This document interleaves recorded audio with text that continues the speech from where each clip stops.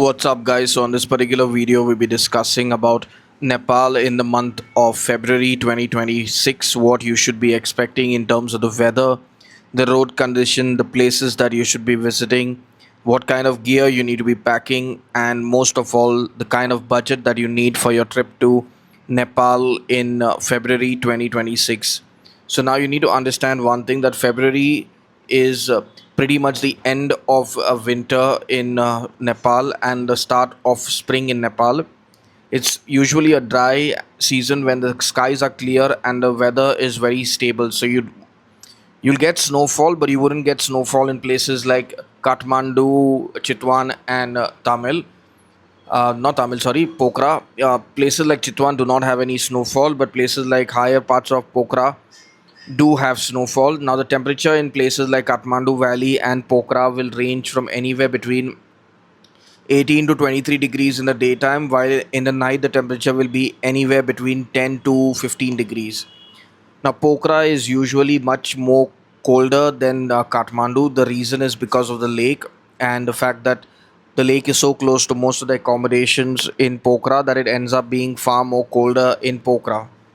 So when you're planning a stay in Nepal, make sure that you plan a stay where the rooms are cozy. Do not go to a place which is just cheap for the sake of being cheap. Now, in places along the plains, that is the Tirai plains, that is basically Chitwan and Lumbini, it's going to be much more warmer, where the daytime temperature will range from anywhere between, I would say, 25 degrees to 30 degrees, while the temperature in the night will be anywhere between, say, 18 to 22. So it's much more warmer in places like Chitwan and Lumbini. So if you're planning on going to Lumbini, it's a very very good time to be going there, because as it gets into peak of summer, that is the end of March, April, May, it gets very very hot to explore Lumbini. So February is a very good time to be going there. Now the skies are extremely clear. So for all those who are photography enthusiasts and want to go to Nepal to capture the snow-capped Himalayan peaks, the month of February is an ideal time to be going there. It's also a good time because it's not really tourist season, it's pretty much off season. So most of the places that you're visiting will not have a lot of tourist crowd, the sightseeing spots, and at the same time, accommodation will not be expensive. So the same room which during the season will cost you around I would say $20 will now cost you anywhere between $10 to $12. So that's the difference of traveling to Nepal in the month of February in terms of costing. Now when it comes to the places that you should be visiting in February, by default you should be visiting Kathmandu. You should stay a couple of nights in Tamil, explore Kathmandu peacefully. Then you can take the tourist bus to Pokhara. Now, taking the tourist bus, make sure that you take the AC tourist bus and the regular seats are good enough. But just double check with your operator that the bus that he gives you is not a bummer, because there are sometimes they just book you on a bus and then the next day in the morning you'll understand that the bus is not an AC bus. So just avoid that. Go through a reputed travel agency. Then the other thing is the road from Pokhara, from Kathmandu to Pokhara, is still pretty much under construction. It's a dusty, muddy road for 80% of the journey. So by default, when the bus leaves in the morning by 7 o'clock, you will reach Pokhara latest, or rather I would say earliest by 6 or 7 in the evening.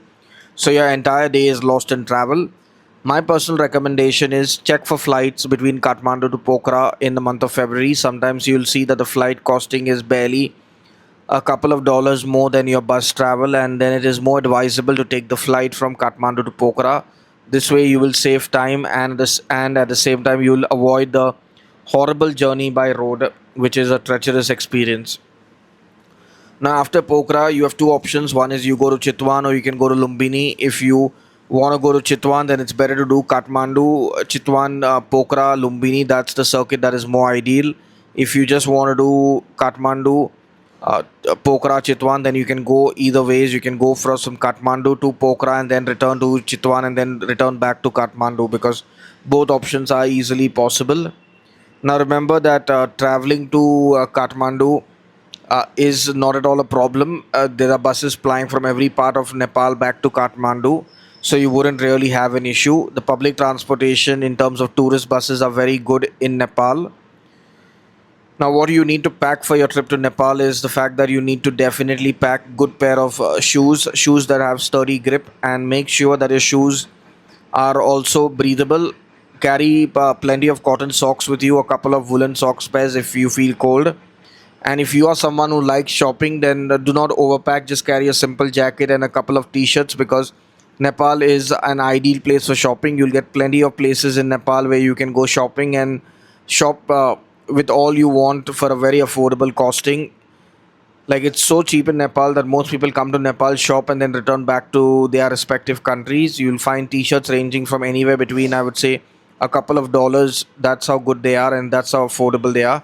Hemp clothing in Nepal is available all over, so make sure that you come prepared. Now, when it comes to network connectivity, Nepal has excellent 4G network. You'll get Ncell, which is, I would personally recommend Ncell since I've used it myself.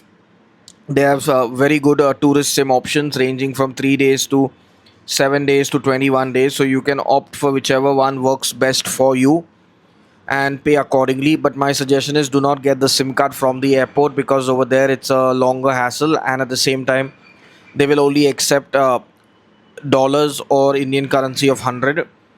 Now, remember that when you're traveling to Nepal from India, Indian debit cards and credit cards do not work there. So by default, you have to carry only Indian notes of 50 and 100, because again, 500 rupee notes are not accepted anywhere in Nepal. So it's a real headache if you end up in Nepal with 500 rupee notes, because then you got to change them and they'll give you a lower value than what it is.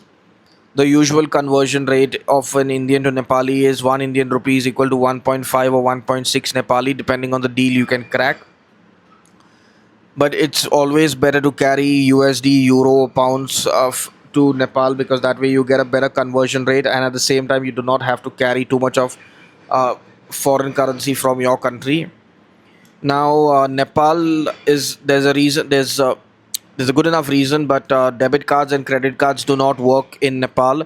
So by default, you will have to carry cash. That's the only option. Even if you have an international debit or credit card, if you read the fine print, it will say it's not going to work in India, in Nepal, or in Bhutan. So that's the two options which are out.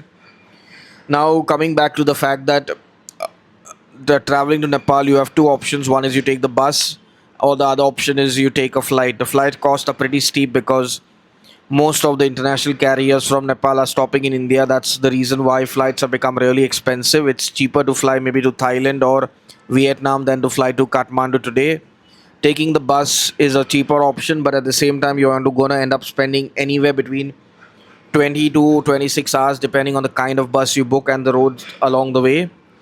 The bus journey from Delhi to Kathmandu via the Friendship Volvo bus cost around 4,500 Nepali. That's roughly around 3,000 Indian rupees. It's a very comfortable luxury bus, but the ticket cost is not the problem. The fact is that this bus will leave from Nepal in the morning at around 7 o'clock and reach the next day by around noon to New Delhi's ISBT. So just make sure that you are mentally prepared to sit in a bus for that long.